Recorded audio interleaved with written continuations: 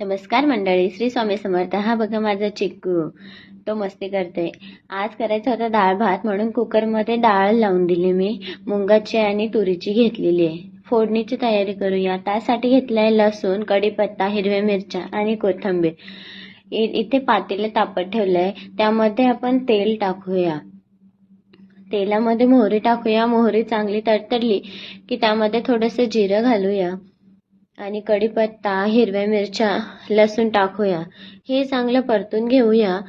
हे बघा इथं चांगलं परतलंय. आता त्यामध्ये आपण टाकूया हळद, थोडंसं मिक्स करूया आणि आपली शिजलेली डाळ ओतूया.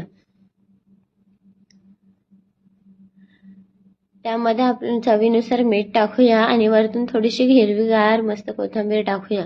इकडे लगेच भाताची तयारी करूया. कुकरमध्ये तांदूळ घेऊया. चांगला 2-3 पाण्याने धुवून घेऊया. मग त्यात पाणी टाकूया, जिरं टाकूया, थोडंसं मीठ टाकूया. मीठ आपण मिक्स करून घेऊया आणि थोडंसं तेल टाकूया आणि 3 शिट्ट्या काढून घेऊया. हे बघा इकडे डाळ पण उकळते, मस्त खमंग असा वास येतोय. आणि चिकूच्या पप्पांना खायचं होतं कुरडई पापड, मग त्यासाठी ते घेतलेले. आता इथे कढई तापत ठेवली, त्यामध्ये कुरडई तळून घेऊया आपण.